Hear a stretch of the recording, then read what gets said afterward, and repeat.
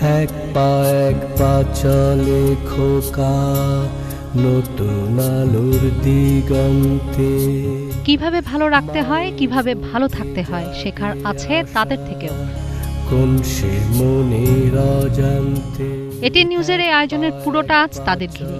সাথে থাকার, পাশে থাকার ক্ষুদ্র প্রয়াসে এটিএন নিউজ পাওয়ার প্যারেন্টসের ৮ বছরের পথ চলা।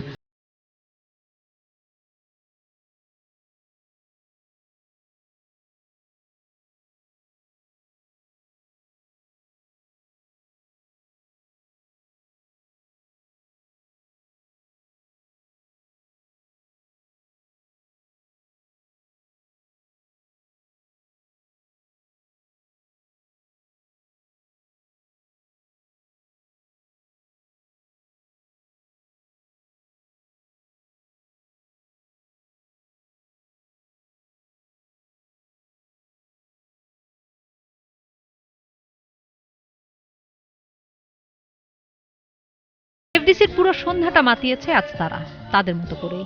ভবিষ্যৎ অজানা সবারই, তারপরও একদিন নিজেকে নিজে দেখবে, নিজের অধিকার নিয়ে বাঁচবে তারা। সে প্রত্যয়ে অবিরাম যুদ্ধ চালিয়ে যাওয়া এমন সকল পাওয়ার প্যারেন্টসের প্রতি এটিএন নিউজের স্যালুট। শত বাধা, শত কটূক্তি আর বঞ্চনার পরও মা বাবার জন্য এ শিশুরাই গর্বের, বেঁচে থাকার প্রেরণা। কুমড়ো ফুলে ফুলে নই পড়েছে লতাটা, সজনে ডাঁটায় ভরে গেছে গাছটা, আর আমি ডালের ভরে শুকিয়ে রেখেছি। খোকা, তুই কবে আসবি, কবে ছুটি? চিঠিটা তার পকেটে ছিল, ছেঁড়া রক্তে ভেজা। মাগো, ওরা বলে সবার কথা কেড়ে নিবে, তোমার কোলে শুয়ে গল্প শুনতে দিবে না। বলো মা, তাই কি হয়? তাই তো আমার দেরি হচ্ছে। তোমার জন্য কথা ঝুড়ি নিয়ে তবেই না বাড়ি ফিরব। লক্ষ্মী মা, রাগ করো না, মাত্র তো আর কটা দিন। পাগল ছেলে, মা পড়ে আর হাসে। তোর উপরে রাগ করতে পারি? নারিকেলের চেরি কোটে, উড়কি ধানের মুরকি ভাজি, এটা সেটা আরো কত কি। তার খোকা যে বাড়ি ফিরবে, ক্লান্ত খোকা। কুমড়ো ফুল শুকিয়ে গেছে, ঝরে পড়েছে ডাঁটা, পুইলতাটা নেতানো। খোকা এলি? ঝাপসা চোখে মা তাকায় উঠোনে উঠোনে, যেখানে খোকার সব শকুনেরা ব্যবচ্ছেদ করে। এখন মার চোখে চড়ছে রোদ, পুড়িয়ে দেয় শকুনিদের। তারপর দাওয়ায় বসে মা আবার ধান বানে, ভিন্নি ধানের খই ভাজে। খোকা তার কখন আসে, কখন আসে।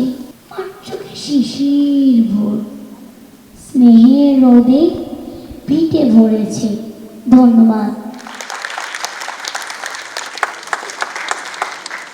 আত্মীয় স্বজন, পাড়া প্রতিবেশী সবাই আমাকে, আমার সন্তানকে আলাদা চোখে দেখে।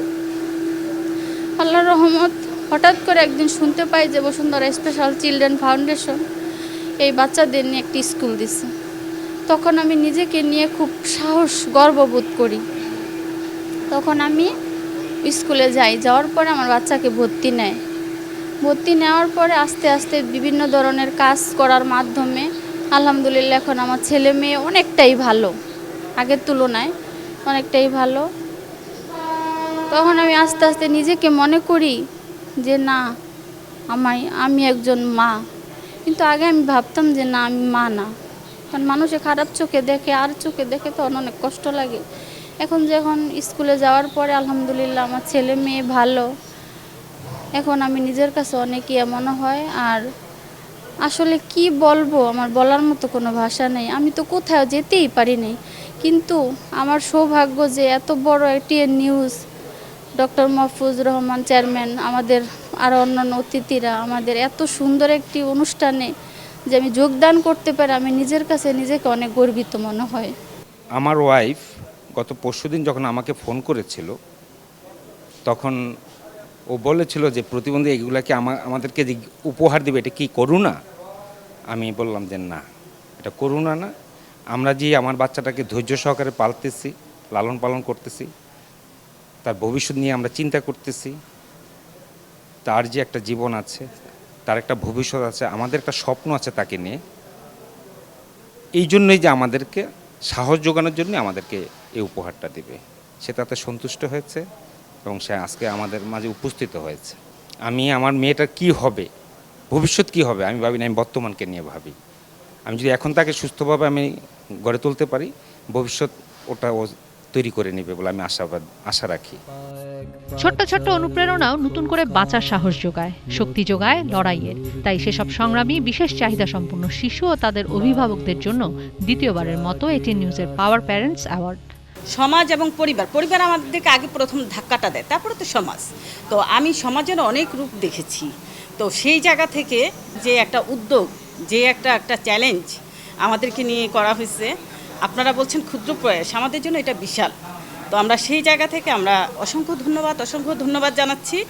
আর এই অনুষ্ঠানে এসে আমাদের অনেক ভালো লাগছে।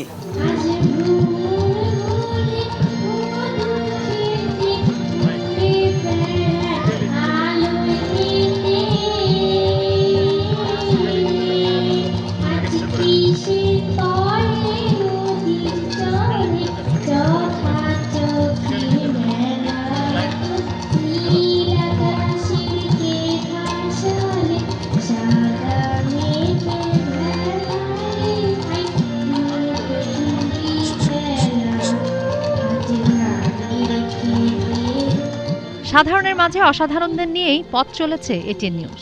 সে বিশ্বাসেই এগিয়ে যেতে এভাবে হাতে হাত রেখে কাঁধে কাঁধ মিলিয়ে চলতে চায় এটিএন নিউজ পাওয়ার প্যারেন্টস। সংগ্রামী এমন সব অভিভাবকদের সাহস জুগিয়ে জানাতে চায়, পাশে আছি, পাশে থাকবো। খুব অসহায় আছি আমি এখন ওই ছেলে নিয়ে।